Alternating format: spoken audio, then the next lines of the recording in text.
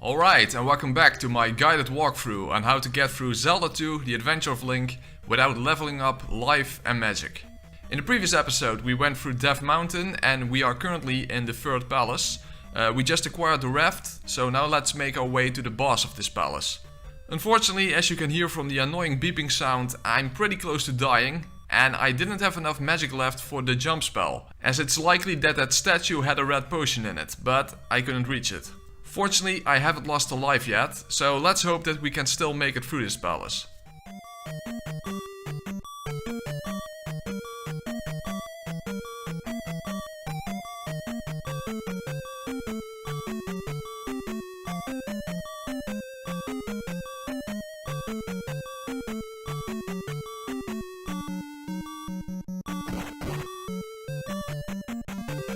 And we're back at the annoying shooting heads. It's best to approach them as soon as you see them, because as you see, they can come from both sides and that's what you would want to prevent. Although that is easier said than done. But you should try to make the screen scroll to the left when approaching heads coming from the left, because then it's unlikely that they will come from the right as well. But again, that's easier said than done and simply not even always a possibility. Well, that didn't last too long. But at least I have 2 lives left and we already made it through more than half of the palace since we entered here in the previous episode. All we need to do is to move all the way to the left for the final key, then take the elevator down, and then after a couple more screens we'll encounter the boss of this level.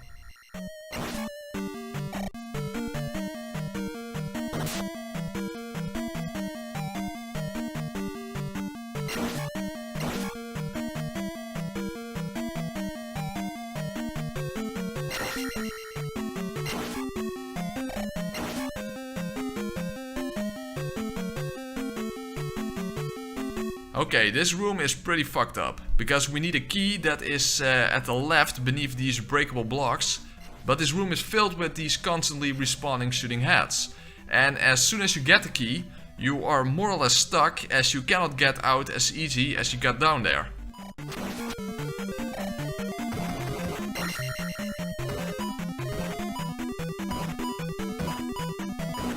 Okay, so now I'm more or less stuck. Because I need to focus on breaking blocks and blocking the incoming projectiles while also trying to kill the heads, and now they have locked me in. Well, this is some fuck right here. What I think I should have done is to use the fairy spell and float back up. Not ideal because you still take damage as a fairy, but I might have been able to make it back out alive that way. Yeah, that was inevitable at this point. Well, fine alive, but at least I don't have to get the key again. So now let's take the elevator down. We're getting close to the end, but there is no room to screw around anymore at this point. I only have one chance to make it to the end.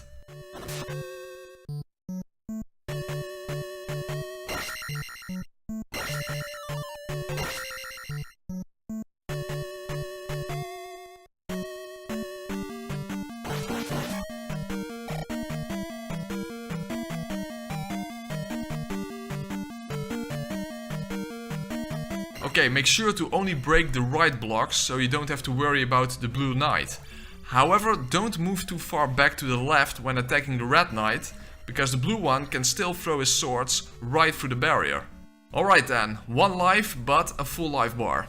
This boss is in principle not that hard, because he is literally one of those blue knights with the exact same attacks, but on a horse until you knock him off. All you need to do is to wait for him to charge you and then do a down thrust.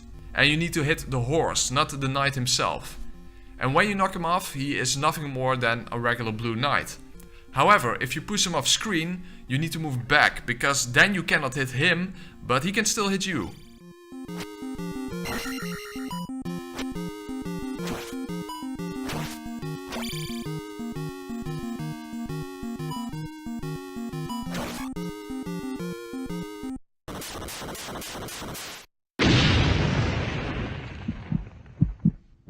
He's dead. Let's get out of here.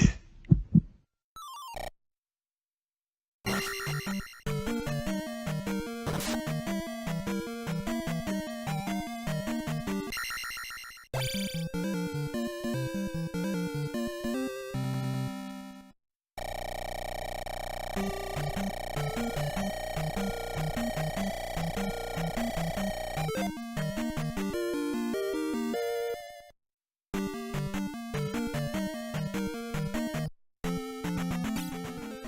our sword is at level 7, and now we have access to East Hyrule. So after we finish the next palace, we are already finished leveling up, because level 8 is the max for each stat. By the way, if you upgrade your sword again when it's at level 8, you simply gain an extra life instead.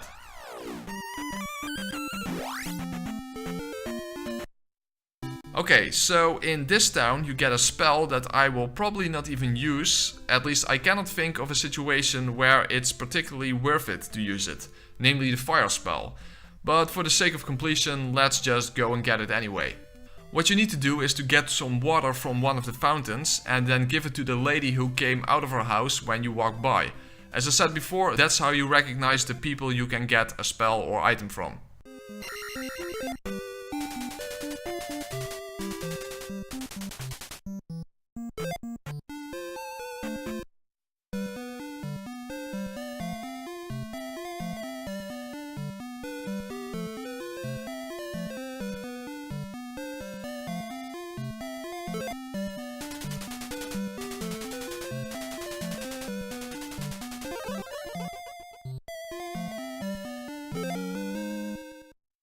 Okay, so as I said, it's not a spell that I'm going to use, and as you saw, it costs 120 magic points to use, so at this point we cannot even use it.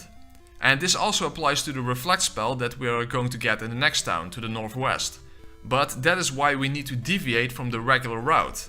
This game is very linear, contrary to the first one, but as I said back in part 1, for a challenge run like this, an alternate route is required and fortunately also possible.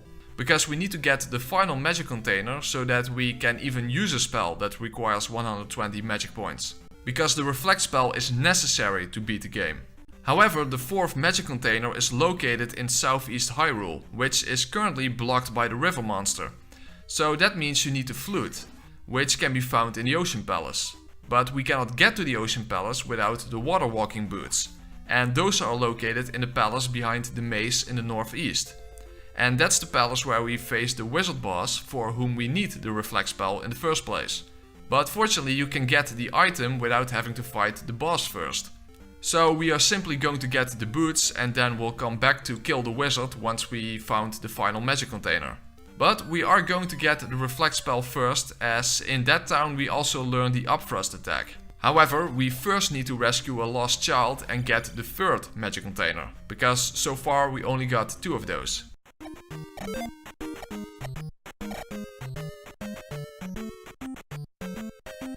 Ma, I need an adult. I am an adult.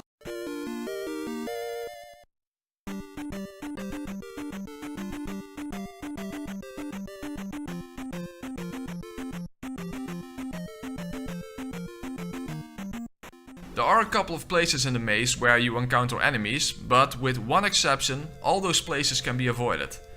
And the one space you cannot avoid is on the way to the palace itself. Just walk the same way as I do and you'll be fine. Whoops, wrong way, it's the other way around.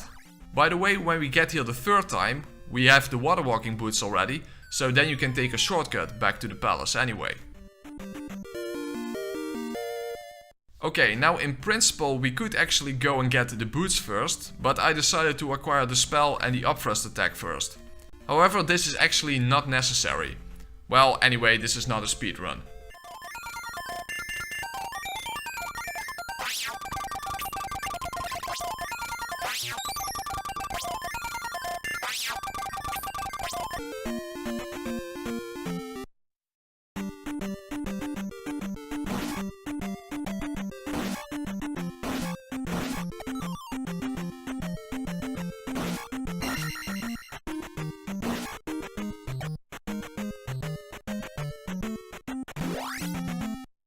Okay, here we have bubbles again, so keep your eyes focused on the bottom of the screen, because at least for me they are really hard to see.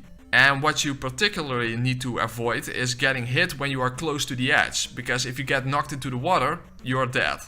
I mean, Link can save Hyrule, but you cannot expect him to swim.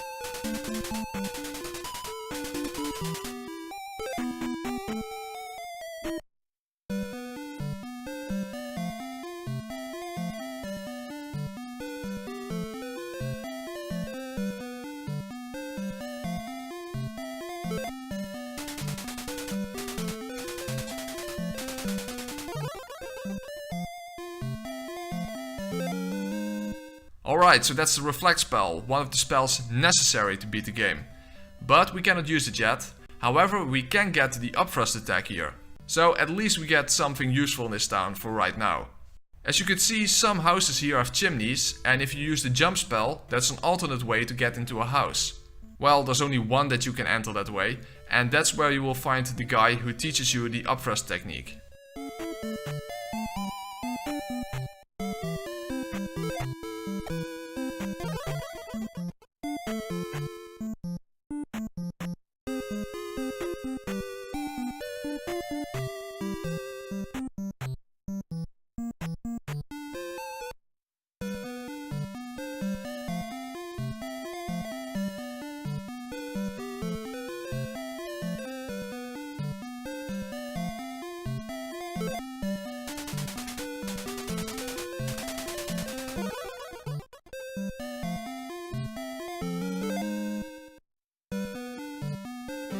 Okay then, back to the maze.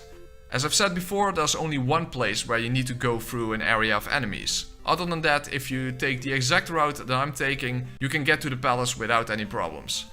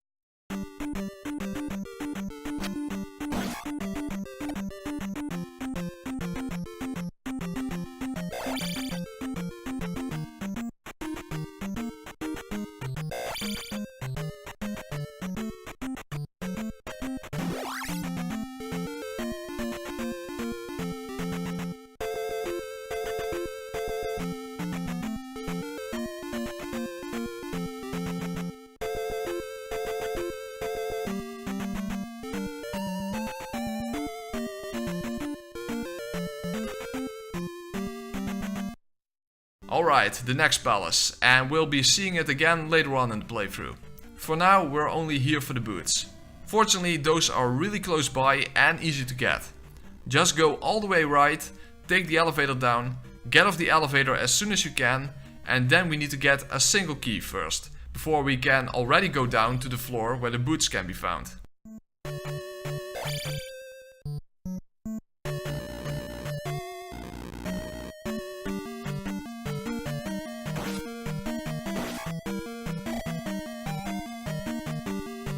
Okay, this is important. Jump at the last possible moment on the crumbling platform, because you are kind of fucked if you miss the jump. Although it might be possible to get back up using the fairy spell, but if not, you will have to take the long way around to get back to the right floor. So that's pretty fucked up. Okay, that enemy apparently jumped into the lava. Weird thing though is that he will respawn for some reason when you move back, which won't happen if you kill him yourself. Anyway, to the right here you will find the single key that we need and a red potion hidden inside the statue.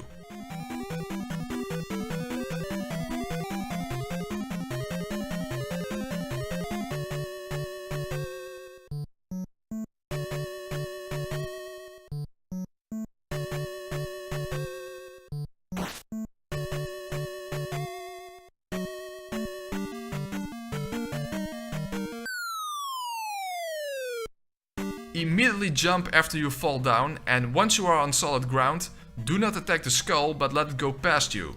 Otherwise you could get hit from the respawning enemies while you are busy attacking the skull. Okay, make sure to use the shield spell, because after 2 skeletons, there's a blue knight guarding the door, same as before with the raft. Keep in mind that those fuckers do a lot of damage, and it's easy to get hit against them. And behind the door you will find the boots. And that will be it for this episode, so please leave a like and subscribe for more, and I hope to see you back in the next episode.